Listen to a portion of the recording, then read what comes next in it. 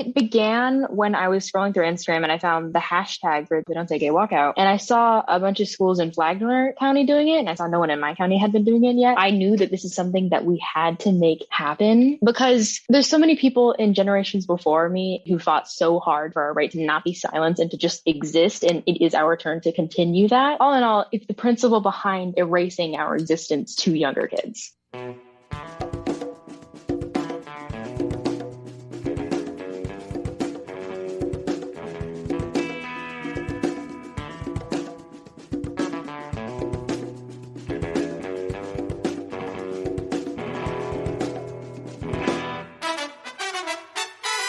Welcome to episode 102 of the Refuse Fascism podcast, a podcast brought to you by volunteers with Refuse Fascism.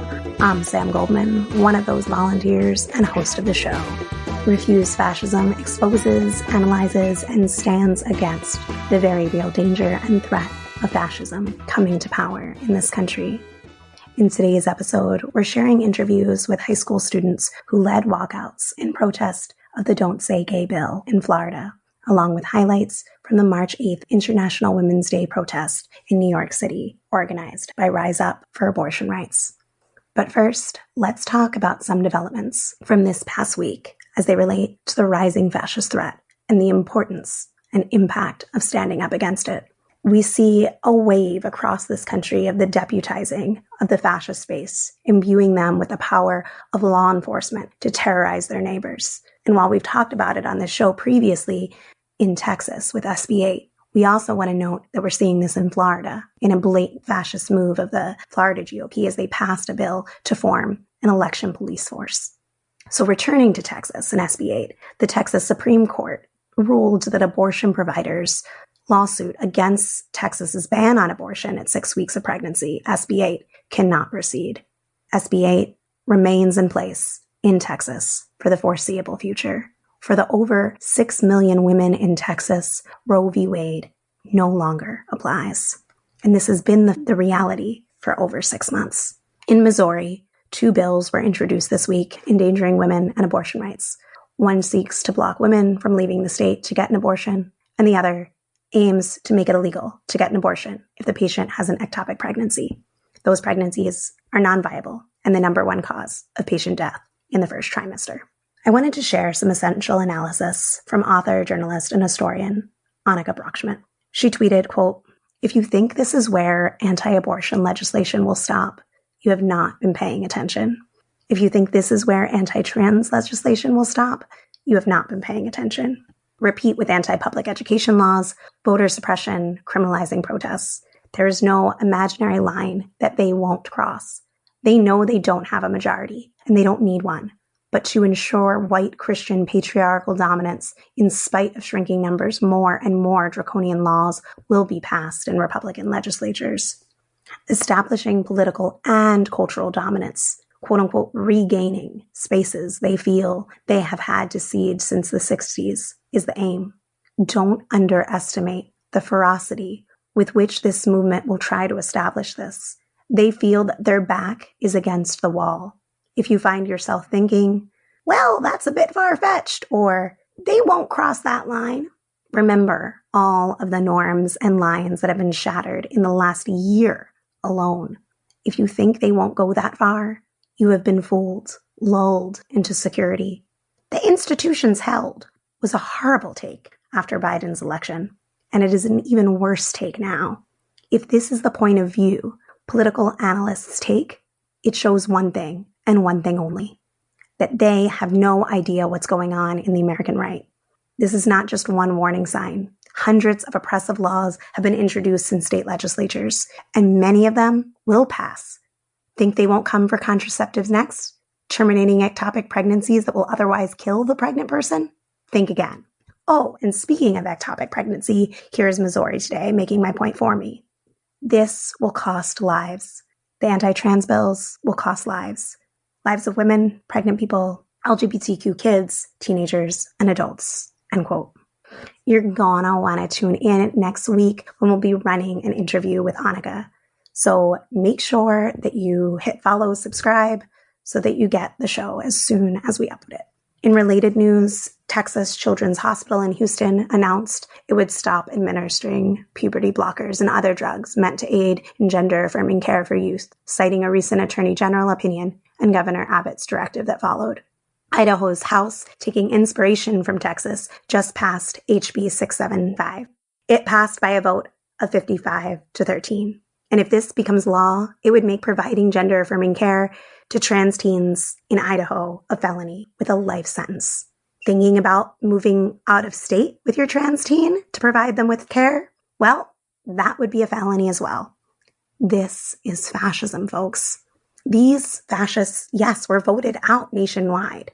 And these policies are massively unpopular, even in the states they control. Yet they're steamrolling their agenda forward. You might be wondering, how are they winning? Because let's be real, they are winning. Well, because too many of us have been led into passivity, conciliation, and accommodation. That's why today we're featuring segments that show us a glimpse into puncturing that atmosphere of passivity, conciliation, and accommodation. So the Parental Rights and Education Bill, aka Don't Say Gay Bill, is set to be signed by Trump protege Governor Ron DeSantis. And the Fox News cry-ons on loop tell you, liberals are sexually grooming elementary students. Before we talk about the kids' heroic resistance to this, we want to touch on what this bill actually means and why it matters. Let's start with what it is not. It is not a sex education bill, as the Nazis in Florida like to call it, because it doesn't actually address instruction on any sexual activity. It prohibits instruction on sexual orientation and gender identity, singling out certain families and kids as off limits for classroom discussions.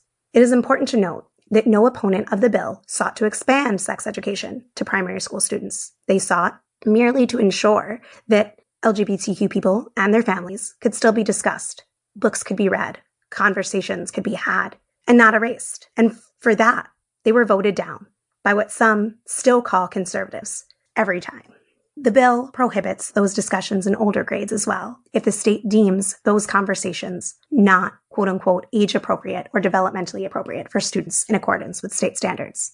Florida's sex ed law already is vehemently anti-LGBT youth, requiring teachers in HIV/AIDS education to specifically encourage heterosexual marriage.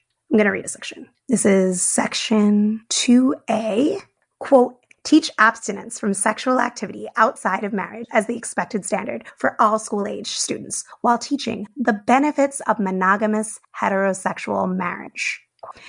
Clearly, even though this isn't a sex ed bill, they do need a total overhaul of their sex ed curriculum. This law, the quote-unquote Parental Rights and Education Bill, illustrates what kind of quote-unquote greatness these fascists are talking about when they say make America great again. Their vision of greatness is white patriarchal domination, and the goal of this bill is to erase what they see as a major deviation from that. The immediate implication of this bill is to make school even more unsafe for LGBTQ students in middle and high school, 52% of whom, according to the Trevor Project, already experience bullying, and 42% of whom seriously consider suicide. If DeSantis signs the bill, which he's set to do, it would go into effect July 1st. In Florida, thousands of students in over 24 schools participated in walkouts, acts of nonviolent civil disobedience. Now let's listen, learn, and join with two of them, Fiona and Oliver, high school students who organized walkouts, sounding the alarm on the danger posed by the Don't Say Gay bill in Florida. So, Fiona, you are a high school student, a junior at a school in South Florida, and you organized a walkout at your school. Yeah. Why? Why did you organize a walkout? Well, I was really upset and kind of just frustrated that these bills are being passed in different states, and especially in Florida now, this Don't Say Gay bill is being passed. And I think it's really important to stand up against these bills because how negatively they're going to affect our LGBTQ community really everywhere, but especially in Florida. I know that it's really important to really just kind of stand against that when you have a chance to. And I have the privilege to go to a school where I was able to set up a walkout, and teachers there were really great and let us walk out and didn't really give us any grief. So it was really great to be able to kind of show our support to other students and stand in solidarity with them. Did you feel like you got a lot of support from people's families, from teachers? What was it like? So I wasn't able to specifically give an announcement to my school, but I was able to send out an email to students that I knew would be allies and or were part of the LGBTQ plus community. I started the Gay Straight Alliance at my school, so I sent out a text within that group, and I thought honestly that it was going to be like 10 of us, and I go to a very small school, so I thought it was going to be a small show, but we actually got close to 100 students to show up, which is very big for our school. It was a big turnout. A lot of people I didn't expect to be there were there, and it was a great turnout compared to what I thought was gonna be there. Yeah, a lot of teachers did show up, and one of our teachers actually spoke in the middle of it, and he kind of showed his support. It was really great. What do you think made it so that not just the usual suspects came out? I remember organizing walkouts back in the day when I was in high school, and there's frequently like I have class, I have work to do, I support you, but my studies are important kind of thing. What do you think went into the fact that so many in your school, but also across the state, students walked out? Why do you think that is? It was beautiful, and we need much, much more of that. Yeah. What do you think the factors are that we should pay attention to? I'm not exactly sure. I think it's something about when multiple people are there and are starting to walk out, and just that pull that you get to kind of like, I'm doing this, this is something that is important to me or is important to people around me that I know that are my friends. I know a lot of allies showed up that I didn't think would, but I think that, there's a lot of kids at my school that really do need that support, and other kids are willing and ready to walk out with them and to give them that support. And I think that's also not just my school, but a lot of schools around Florida that were doing the walkout, is that community of LGBTQ students and their allies that are really just ready and wanting to oppose these bills that are really harmful, and to show that support to other students and to kind of create that community. Thankfully, in my school, we didn't have any pushback, but I know a lot of schools did have that pushback. So I think that the kind of community that was kind of brought together within those walkouts to show support to each other is very important. It's wonderful that your school and community were supportive. And I'm wondering what you think the impact of this bill that is going to be signed by DeSantis, what impact is that going to have? Reading some of these terrible articles, one of the things that got slung at you high school students was, what are they doing? It won't even affect them. It's in the primary schools. What effect do you want people, not just in Florida, but across the country to understand about what impact these bills will have? I mean, don't get me wrong, there's definitely a group of kids at my school that did not show up for reasons, but, I think that the reason that we're all doing this, the reason that we're all standing up against this, even though it's quote unquote not going to affect us, is that it would have affected us if we were little. And it did affect us because I didn't grow up with LGBTQ stuff. I didn't really even know that was a thing until middle school. So I think that, the more representation we have, the better, because there's going to be a lot of kids that grow up to realize that they're a part of the LGBTQ community. And the sooner they have that representation within books, within teachings, within history is so important, no matter what age. We were taught that crushes, I was, talking to my friends, and one of them was like, well, why does it matter? Why should little kids know about this? And I'm thinking to myself, well, we knew about heteronormative things. We were taught, oh my gosh, did you have a crush on that boy? Or was that your boyfriend? In third grade. So what's the matter with giving that representation to a minority group of LGBTQ students and normalizing it? I think is really, really important, especially to young kids. Yeah, I mean, it's talking about erasing the existence of a whole group of people, pretending that gay people don't exist and gay teachers don't exist. For somebody to not even be able to talk about their spouse is really frightening to me. Or you think about those primary grades where children learn about families and identity, and yet so many families would not be seen, would not be talked about. So many books with critical lessons, not just lessons about the different types of families that exist, but important stories that should be told. Kids wouldn't have access to. And what are the implications of that? That we would accept a whole group of people to just be deprived their right to exist, I think is something that everyone should pay attention to, because as important, as it is that it is stopped in Florida, it is something that we're seeing spread. Georgia, I think, is next on the list. So I think that the work that you and your friends did was really important. And I think gave a lot of heart to people who think that they don't have to take a stand. They don't have to put anything on the line. I'm wondering what you think are the next steps What are the kids at your school saying, that the next step should be, or other students, maybe not at your school, things that you're hearing about in terms of what's next in this fight? Just to play off what you just said earlier, I think it's really important for me to say that, what example is that setting for little kids and for their parents? Like, they're not seeing their parents being represented in these critical learning ages. What example does that set for them? And whether or not their parents are LGBTQ or not, what example does that set for them personally? It makes them feel like they're not okay, like they're not like normal. And I think that's very dangerous. But to your next question, I think my school we're going to plan to do the Day of Silence in April, which is, I believe, just a full day of silence. Then we break the silence at the end of the day for a rally in which we share how our experiences in the LGBTQ community have been or like harassment, things like that have been within our community.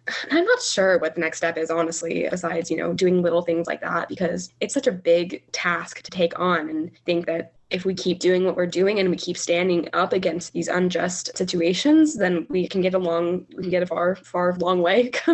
But yeah, I just hope that, the kids that were part of these walkouts continue to set up these protests and resist against these bills. And do you have any closing words for adults? What are you hoping people that are done high school, what do you hope that people will be doing after watching what you all did? We're here. We're going to continue to stand up for our rights, stand up for what we believe in, no matter how hard it is, because we've seen this in so many different examples and different places, no matter if it's climate change, no matter if it's women's rights or now LGBTQ rights. We're always going to fight for what's right and fight for what we believe in. I also think if you have children, you want to love your children and you want to let them know that it's okay to be yourself, and it's important to be taught these things in primary years and so on, and let them be normalized and let them be represented no matter what age they're at. And yeah, I just hope they know that we're here and we're ready to fight for what we believe in.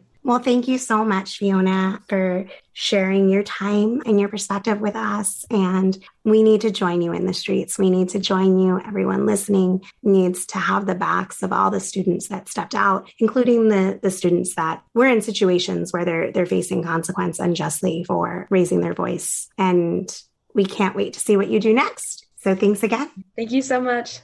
I am excited to talk to another high school student from Florida that organized a walkout at their school.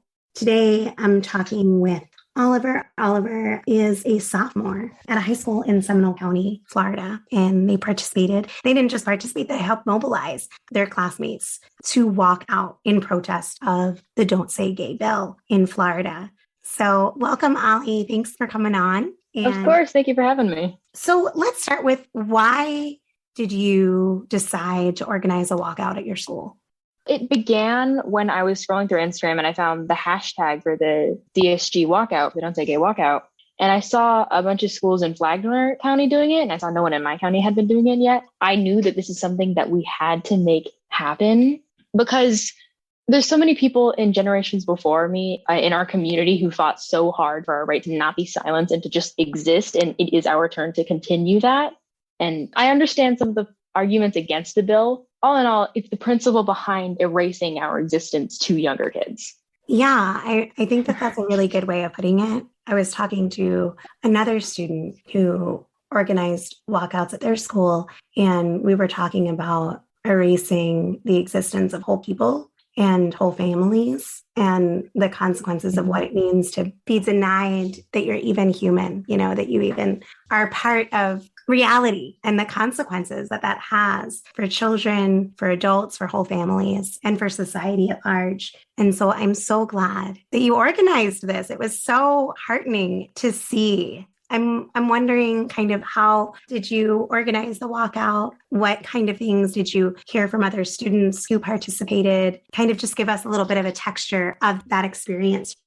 I found the statewide walkout on Instagram, and that's where I'm most active on. And I know that's where most of the people who I'm connected with at my school are active on.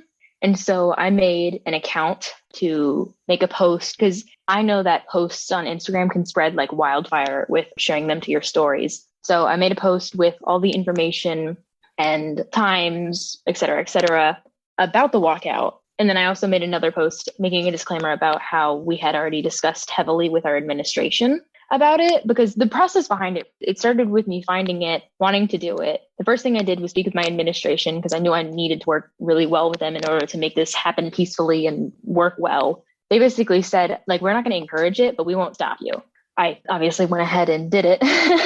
And so I made the post and I posted to my own story, and a lot of people in the queer community at my school followed me. They started reposting it and it just spread. I never got a full understanding of how many reposts it got, but it did get over 400 likes. And my school, it's a big school, but still the fact that so many people saw it, it made me really proud of us as a community and stuff. So once that spread on that same account, on the story, I wanted to make sure that enough people would show up. I was so worried that just like 10 of us would show up at the spot on the time. There's not much you can do with 10 people. But at the end of it, I was able to get about 60 people to say, yes, I'm definitely going to be there on the poll. In the end, when the day came and the time came, we did it like in the courtyard, and there's like a concrete amphitheater.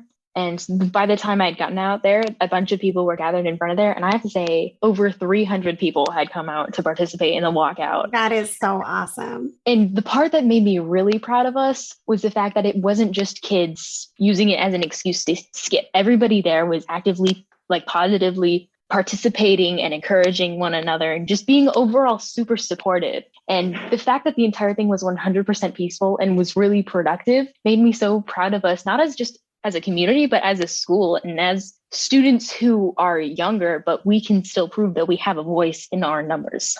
Yeah. And those numbers being visible. I think that there's so many people who stand against the Don't Say Gay bill and bills like it. But if they aren't visible and they aren't in the streets and they aren't projecting that LGBTQ people exist and matter, and we're not going to allow this to be silenced, I think that our numbers don't matter if we're not visible and we're not heard.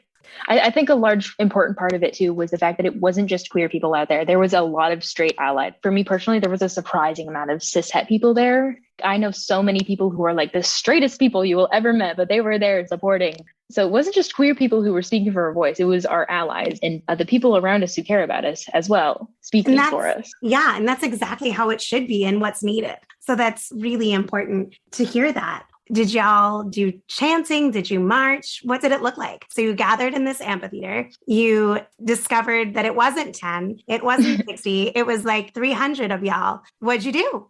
Well, some people had gathered a little ahead of time, which is good, but I showed up there, and because I organized it, I had to speak first. I had an idea of where it was going to head. So I started it, and I swear I stood in front of those people and I was this close to passing out. It was terrifying, but I did like a little speech situation of being like, thank you all for coming. I explained what the bill was, and then I continued to talk about why it was harmful and that we need to prove that we're young and we can't be silenced.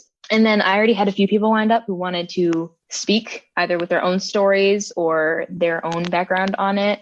And so there was a ton of us, so it was difficult to get us a little quiet, but it happened and we were able to speak out to the people about it. So we had multiple people who did like speeches. There was someone who wrote a really powerful spoken word about it. And there was a few points where there was chants happening because we were super hyped about it, the fact that so many people were there to support. So there was chants happening. There were speeches and yeah. What do you think that people need to understand about this bill that they may not understand? I think a large portion of why I believe it is so harmful is that this bill implies that the queer community is something that is harmful and needs to be hidden. Because growing up, I knew so many people who were so hateful to people like me because they didn't know we existed until they were older. And they were so hateful and I was so alienated. But now that they're older and they are knowledgeable, they are some of the kindest people I have ever met. So I think that knowledge is power in hiding us from younger generations until they were older. When they're older and they found out about us, because they're going to find out. There's no keeping that from happening. They're going to find out that gay people exist. And when they do find out, they're going to think, oh, this is something they were hiding from us, which means that there's something bad. Like having us hidden means that we're something bad that needs to be hidden. We're weird, that we shouldn't be shown to younger kids. Like, because on the bill, it says that it won't be put in curriculum until they're quote unquote age appropriate.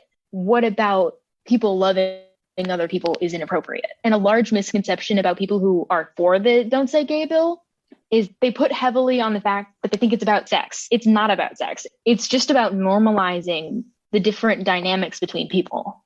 I think that's really important.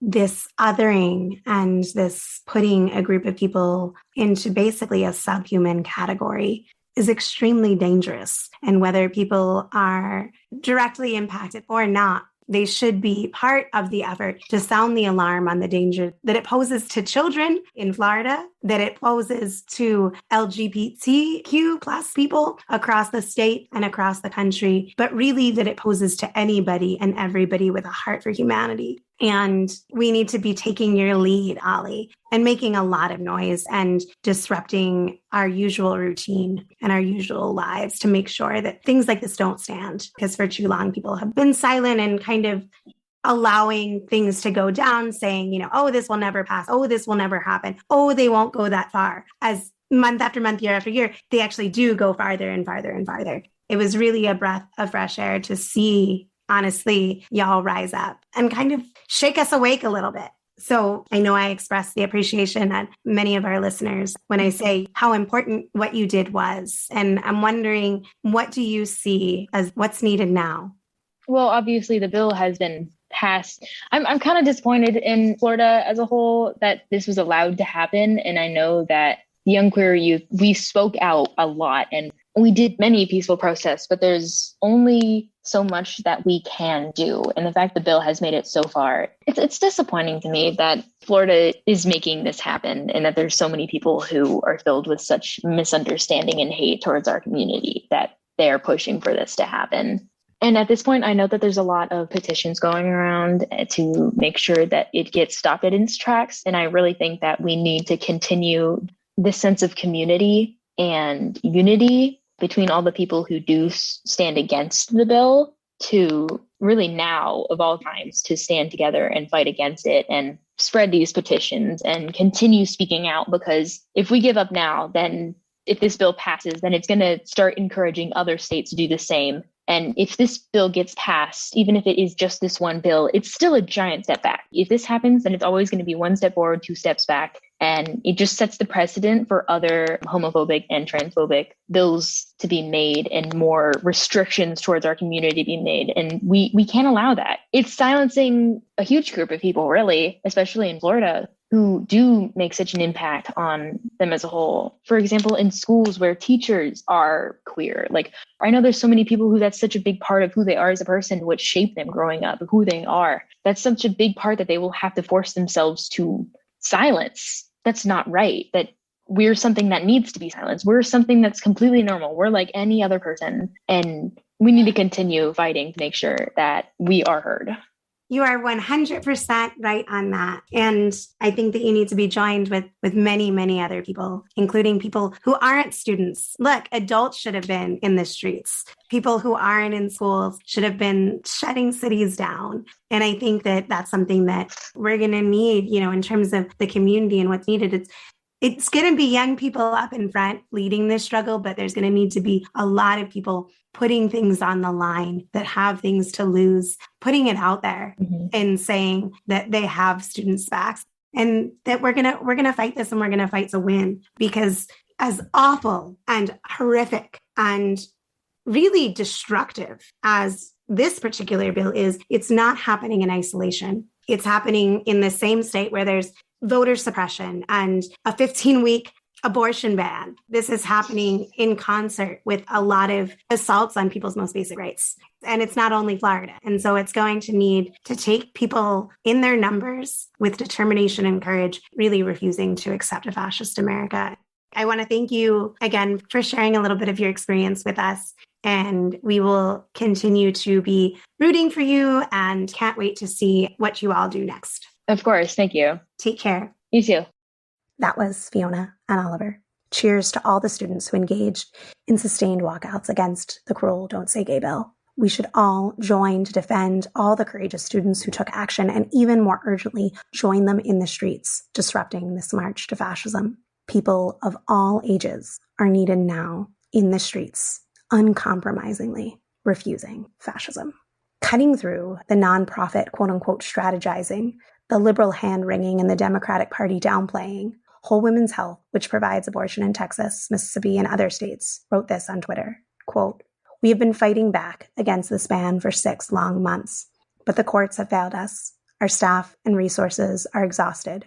This situation is becoming increasingly dire, and now neighboring states, where we have been sending patients, are about to pass similar bans. Where will Texans go then? The more states that pass these bans, the harder it will be for anyone in this region to get abortion care. SB 8 is unsustainable and cruel, full stop. People in Texas deserve access to abortion care, end quote. So what do we do? Let's start by listening to highlights from the International Women's Day protest in New York City, organized by Rise Up for Abortion Rights. On March 8th, International Women's Day, in rallies and marches in New York and 12 other cities across the country, people declared their refusal to let the Supreme Court decimate women's rights and gut or eliminate the right to abortion. This segment was produced by the RNL Show and originally aired on their YouTube show. A link is in the show notes. We're here today with our sisters and brothers in Los Angeles, in Atlanta, in Boston, Chicago, Cleveland, D.C., Detroit, Honolulu, San Francisco, and Seattle to say we refuse to let the U.S. Supreme Court deny women's humanity and decimate their rights. Abortion on demand and without apology. Happy International Women's Day. But how many of you know that International Women's Day was born in struggle? In 1908, you had thousands of women marching down the garment district, garment workers asking, demanding for better working conditions, for higher pay, and the right to vote, So I do not see this as purely a day to celebrate, but I see this as a day for commitment and recommitment to what I consider the transcendent cause of the women's movement, because the right to decide when and whether or not to be a mother is the front line and the bottom line of women's freedom and liberation. Because the desire to control wombs and birth giving is the very definition of patriarchy, power over women's bodies has always come first. The morning after Hitler was elected, for instance, his very first act was to padlock the family planning clinics and declare abortion to be a crime against the state. I also wanted to quickly say it's no coincidence I'm reading this statement from her, because my path as a feminist writer now running a global women's news organization is because of Gloria and her writing and the magazine that she started, Ms. Magazine, and of course has saved so many lives through her words. But although for the last few decades I have been writing about feminism, it's only been very recently, probably no more than a month or two ago, that I said, if I'm really going to follow women like her, I need to be out there in the streets, not just writing behind a computer and putting it out there. There is nothing like being out in the streets, stepping up and standing up. We're no longer going to wait for permission to challenge oppressive religious beliefs and misogyny and horrific notions of controlling the very fabric of women's destinies. All right, so I want to give a quick shout out. Right here, we got a contingent from Harlem for abortion on demand and without apology. So I remember George Tiller as my older next door neighbor growing up in Wichita, Kansas. And I remember the rage I felt when I heard that he was assassinated on May the 31st, 2009. In 2016, inspired by George's life, I joined the board of directors of Trust Women. If he were alive today, I believe that in body and spirit, he would join us in the streets, these streets, to resist and defeat the current assault on women, to demonstrate in word and deed that every woman and every girl should have a future as full and equal human beings, and that indeed forced motherhood is female enslavement. I'm 15 years old and I'm angry. We are done being polite. We are done feeling hopeless and fearing that our right to abortion could be taken away at any moment. So let's all keep up this fucking fight, because it's going to be a long one, but it's important. Abortion on demand and without apology. If one woman hurts, if one woman cries, if one man bleeds, rise up, get up, dance up, get up, sing up, get up, change everything. Up, get up, dance up, get up, sing up, get up, change everything. Fui violada. Sufrí por años. Fui burlada por la gente, por mis vecinos, por mi familia. Pero los más malos fueron los que hicieron las leyes que prohíben el aborto. Y por eso hoy he parado de llorar. Este es un día que debemos empezar a salir a las calles a gritar fuerte. Tengo el derecho a decidir. Tengo el derecho al aborto. Porque es mi vida. Porque es mi cuerpo. Porque nosotras tenemos el derecho a decidir. It's my choice. Y no lo voy a perder. Mujeres, pasen la voz, salgan a la calle desde hoy hasta que sea el día de la Corte, que la Corte Suprema quiere decidir en nuestra vida. Salgamos a gritar, no voy a permitir que me quites ese derecho. It is possible to stop this fascist assault on women. It is possible. But it is not possible by constricting ourselves to choosing between candidates where one half of them are fascist lunatics who sometimes refer to women as post bodies, and the other half are led by a president, Biden, who will not even say the word abortion. We cannot win by accepting defeat in advance. And we have to be honest, this is what way too much of the so-called leaders of the so-called women's movement have done already. They have accepted that Roe v. Wade will fall and abortion rights will be gone. No, this has to stop. Women are not incubators. Women are not property of the state. Women are full human beings. And we have to go out today and going forward, all of us here, and wake up and organize and mobilize the one force that is powerful enough to stop this fascist assault.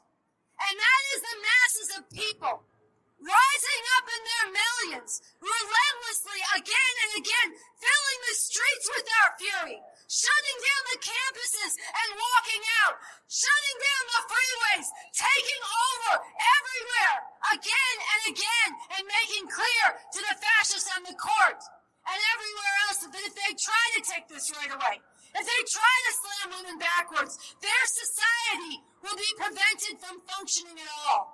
And if we want an example of what can be accomplished by people who refuse to accept the unacceptable and who dare to go out and challenge others, look at the women of Colombia. Look at the women of Argentina. Look at the women in Mexico. This is why we wear this green bandana. If you do not know, those are deeply Catholic countries, very repressive states, very patriarchal. Places where abortion has been criminalized for years, women sent to prison for miscarriages. But the women down there went in the streets, not once, but again and again, relentlessly. Sometimes 1 million strong, and they waved this green bandana, and they kept coming back, and they tore down those laws, and they decriminalized abortion. Through their struggle, they made what everybody thought was impossible, possible.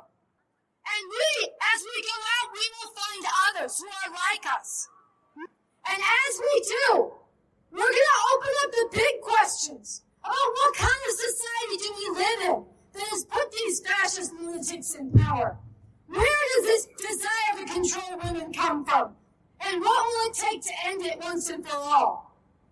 And for my part, as a follower of the revolutionary leader Babavekian, who is also the architect of the new communism, I'm going to be fighting for what I understand to be true, which is that all this patriarchy, all this oppression, all these centuries of patriarchal chains are rooted in this system, along with all the other forms of oppression, of capitalism and imperialism. And it cannot be ended without bringing that system down, without overthrowing it once and for all in an actual revolution. But until we do that, all this oppression will regenerate. Just like the villain in one of those misogynist slasher movies that you think is dead at the end, and he comes back, and he comes back. We have to bring this system down. But I also want to say a great strength of this movement is our diversity of views. We don't all agree. We come from different perspectives, but we stand shoulder to shoulder and insisted that women control their own bodies and lives. After today, we're going to organize to bring more people out. April 8th, we're going to spread this green bandana into the workplaces, hospitals, schools, everywhere. It'll be a day of green. And April 9th, we are coming back to this park thousands strong. And across this country, thousands strong. And from there, we are doubling down and doing it again and again until we flood the streets and bring this society to a halt. Because they must not be allowed to shatter the lives of women and slam history backwards. I want to give a big shout out to our hermanas and compañeras from Dominican Women Development Center who showed up. I'm here standing for Gladys, who was pregnant with 4 other children, working in a blue-collar family, black family, with not enough money to feed those 4 mouths, and who brought with her church shame and spouse shame, but still needed to have an abortion, but had to go to that back alley place to have one. I'm here standing for Gladys. How about you? Are you standing for Gladys? If you can make a baby, you get to choose not to have a baby. If you can make a baby, you get to choose not to have a baby. I am sick of fascism and hate. I am sick of indiscriminate bombs falling. I am sick of guns. I am sick from the destruction of our precious earth, from pillaging and raping and spilling and ravaging and extracting of our forests and seas and land. I am sick of patriarchy. No one, no man, no church, no state has the right to tell me, to tell you what we can and cannot do with our body. They cannot legislate what goes on in it. They cannot enter it without consent or meddle with it or determine what it needs. This is my womb. This is my vagina. This is my choice. Everyone does not want or need to be a mother. That dictum was created by patriarchs to keep women in their place, to mechanize childbirth, to use it as a form of oppression and suppression rather than a choice of love. The way we win is in the power of our love, in our unity, in our solidarity, in our sisterhood, our brotherhood, our bravery, our determination, and in our numbers. So say it with me. Abortion on demand. Without apology. Abortion on demand. Without apology.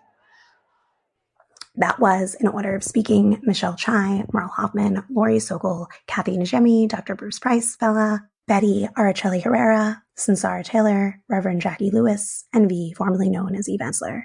Rise Up for the number abortionrights.org is calling for mass meetings next weekend. In New York City, the meeting will be taking place Sunday, March 20th, 2 p.m. at the New York Live Arts Center. Meetings will be planning nationwide protests for Saturday, April 9th to keep abortion legal. Again, sign up at Rise Up for the number abortionrights.org and follow at Rise Up for the number abortion on Twitter to learn more.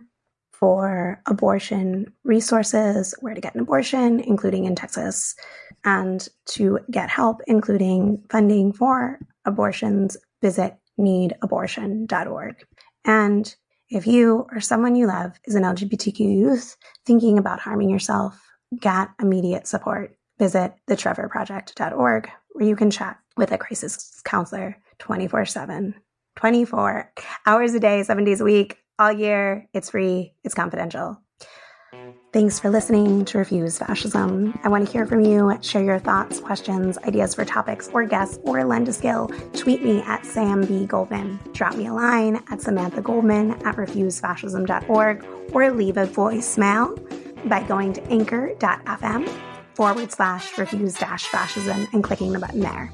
Want to support the show? It's simple. Show us some love by rating and reviewing on Apple Podcasts. Please do this, or your listening platform of choice. And of course, follow, subscribe so you never miss an episode. Chip in to support our pod and content creation to help people understand and act to stop the fascist threat. You can donate by visiting refusefascism.org and hitting the donate button there, or Venmo, refuse-fascism, Cash App, refuse fascism. Thanks to Richie Marini, Lena Thorne, and Mark Tinkleman for helping produce this episode. Thanks to incredible volunteers. We have transcripts available for each episode, so be sure to visit refusefascism.org and sign up to get them in your inbox each week. We'll be back next Sunday. Until then, in the name of humanity, we refuse to accept a fascist America.